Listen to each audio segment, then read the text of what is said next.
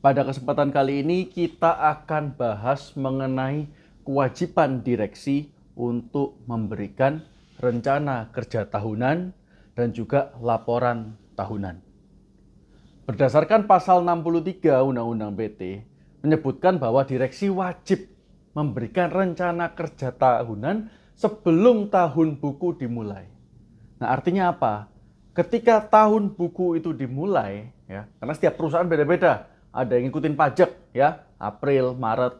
Ada yang mulainya dari Januari. Ada yang mulainya juga di Juni, pertengahan tahun. Yaitu bebas. Kebebasan atau kewenangan direksi untuk menentukan jalannya perusahaan. Namun rencana kerja ini wajib dibuat. Kenapa? Karena meskipun undang-undang tidak memberikan sanksi yang jelas, tapi ada di pasal 92 Undang-Undang PT bahwa kalau direksi lalai, maka kalau terjadi apa-apa dengan perusahaan, misalnya mismanagement atau hal lain-lain, maka itu akan dibebankan tanggung jawabnya secara personal ke direksi.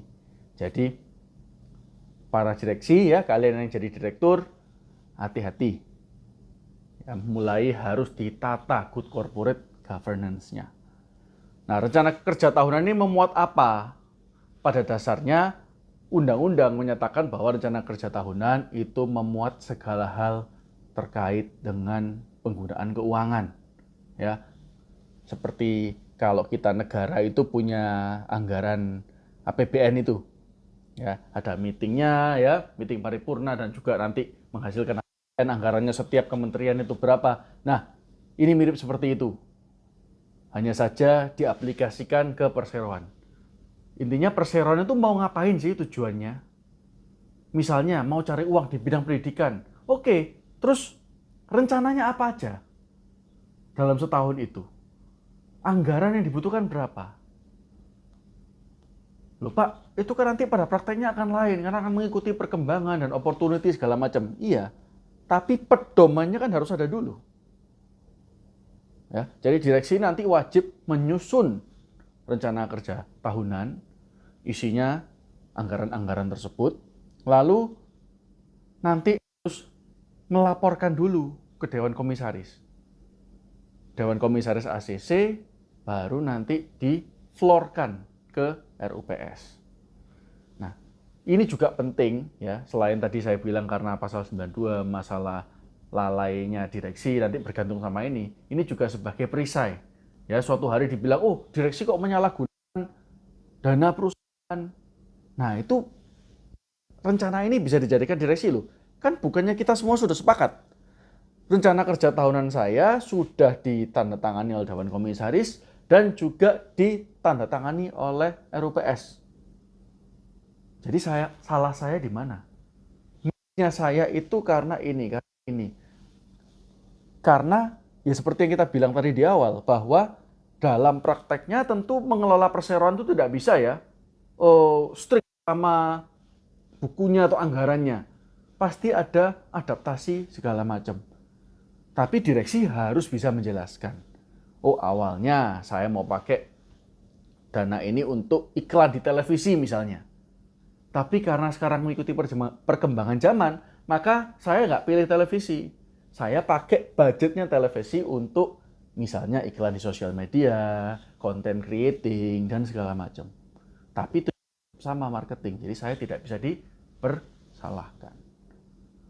Lalu selain ada rencana kerja tahunan yang ada di pasal 63 dan juga 64 dan 65, itu juga ada laporan tahunan di pasal 66. Nah, laporan tahunan ini lebih rinci sebenarnya. Selain memuat data-data tentang keuangan, laporan tahunan ini juga wajib memuat tentang corporate social responsibility, ya, CSR, lalu masalah apa saja yang terjadi di tahun itu, lalu tugas pengawasannya komisaris ini sudah diselesaikan atau belum, dan lain-lain. Nah, ini ada beberapa implikasi yang tidak langsung disangkutkan oleh undang-undang, tapi kita harus menafsirkannya secara sistematik sendiri. Ya, hal pertama, ini berarti sebenarnya rencana kerja tahunan itu tidak hanya memuat tentang keuangan. Harusnya ya kita tambah juga dengan rencana CSR, ya, lalu mekanisme penanganan masalah yang belajar dari laporan tahunan sebelumnya. Lalu mengenai tugas pengawasan Dewan Komisaris setiap kuartal atau setiap apa, sebaiknya juga diatur supaya komisaris ini guidance-nya juga jelas. Kenapa kalau komisaris guidance-nya jelas itu juga enak buat direksi? Ingat, tanggung jawab korporasi itu biasanya tanggung renteng.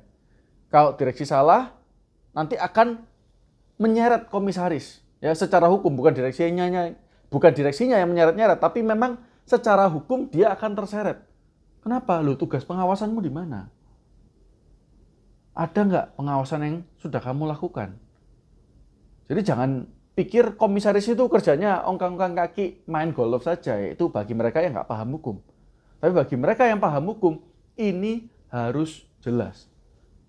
Bentuk pengawasannya gimana, ya, setiap periode apa saja, dalam hal apa komisaris perlu tanda tangan, dan dalam hal apa saja komisaris tidak perlu terlibat dalam operasional, dalam bentuk ACC. Ya. Jadi ini harus diatur semua, supaya juga nanti kalau ada apa-apa pemisahan tanggung jawabnya jelas. Mana yang tanggung jawab direksi, mana yang komisaris, dalam hal apa direksi dinilai ultra vires karena harusnya izin komisaris tapi tidak, mana yang tidak. Nah ini kalau enggak, nanti tumpang tindih. Direksi sama komisaris saling salah menyalahkan. Loh ini kan tanggung jawabmu, loh ini SOP-nya gimana, kita nggak ada. Nah itu nanti akan susah kalau sampai ada kasus yang dibawa ke pengadilan. Ya, itu tarik penafsiran sistematis yang kita harus buat. Lalu selanjutnya ada lagi selain mengenai kelengkapan, ya, harusnya rencana kerja tahunan itu tidak hanya memuat hal-hal berkait keuangan, tapi juga hal-hal lain. Lalu rencana kerja tahunan, laporan tahunan. Kalau rencana kerja tahunan tadi harus dibuat sebelum tahun buku dimulai. Kalau laporan tahunan itu harus dibuat paling lambat 6 bulan setelah tahun buku berakhir.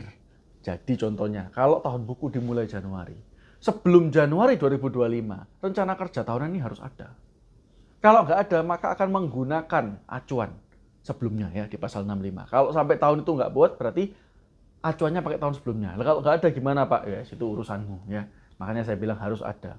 Udah, dipakai Januari. Ketika tutup tahun buku ternyata di Desember, ya kan? Setahun kan? Maka sebelum Juni 2026, seyogyanya laporan itu sudah disahkan. Ya. Supaya nggak mepet-mepet timeline-nya. Jadi dua ini saling berkaitan, pasal 63 dan 66. Ya, timeline-nya itu saling berkaitan. Itu mengenai laporan rencana kerja tahunan dan juga laporan tahunan. Ini juga penting buat komisaris ya, direksi harus dicamkan. Karena kalian yang punya tanggung jawab personal nantinya, ada risikonya. Kalau misalnya RUPS di tahun 2024 pernah memandatkan tugas untuk misalnya, ayo buat divisi selain di pendidikan kita juga buat di retail, ya, misal jual buku atau apa segala macam. Ketika ini ada mandat seperti itu, ada baiknya kita sebagai direksi, sebagai ketua penyelenggara RUPS itu memasukkan mandat itu ke dalam notulen rapat. Ya. Dan tidak berhenti di situ, nanti kita juga masukkan ke rencana kerja tahunan sekaligus anggarannya. Supaya jelas penggunaannya untuk apa saja. Jangan sampai nanti di tahun 2027 ketika perusahaan tidak mengambil keuntungan dalam bentuk apapun, dividennya nggak bisa ditarik karena kurang profit, lalu nanti RUPS tarik lagi ke belakang. Di tahun 2024 ini kamu ada anggaran-anggaran mengenai hal-hal di luar pendidikan. Kok bisa? Ini asumsi NIB-nya sudah tercantum ya, untuk retail juga. Atau belum tercantum bahkan, misalnya. Nanti direksi yang salah, loh kamu Loh, saya kan pakai sesuai dengan arahan di tahun 2024 untuk buka isi retail. Kita nggak pernah bilang gitu. Mana buktinya? Wah, ini kalau nggak ada notulennya, nggak ada RKT-nya, ya, ini susah. Jadi rugi untungnya nggak tahu, karena kita harus lihat ya, kadang seringkali RUPS itu karena mereka nggak aktif di perusahaan ini, mereka biasanya aktif bekerja atau cari duit di tempat lain. Either mereka menjabat sebagai direksi, komisaris di tempat lain, atau memang mereka investor saja dalam tanam saham. Dan seringkali apa yang diomongkan di meja rapat, ini habis keluar ruangan, lupa. Nah, kita harus melihat juga aspek manusianya. Aspek ekonominya, aspek sosiologinya, nggak cuma aspek hukumnya aja. Mereka seringkali lupa. Kalau kita nggak catat dan nggak ada tanda tangan mereka dibubuhkan di sana, ketika suatu hari nggak cuan istilahnya, kita akan dipersalahkan. Oh, kenapa nggak cuan? Kenapa gini? Kenapa gitu? Ya, ini akan repot ya bagi perusahaan ini, atau bagi direksi dan komisaris ini nanti repot. Direksinya salah, komisaris juga ditagih. Loh, selama 3 tahun ini kamu terima gaji. Atau kamu nggak terima gaji tapi diberikan jabatan itu dan menerima, tertera di akte. Terus mana tugas pengawasan Anda? Nah, kalau mengenai komisaris bisa dilihat di pasal 102. Ya, nanti kalian cek sendiri 102 atau 108. Coba dicek nanti ya. Jadi banyak hal dalam perseroan ini kita seringkali mengentengkan. Ya, oh direksi tugasnya cuma kerja. Oh komisaris tugasnya cuma ya nanti kalau RUPS ikut. Nggak ada bedanya komisaris sama RUPS.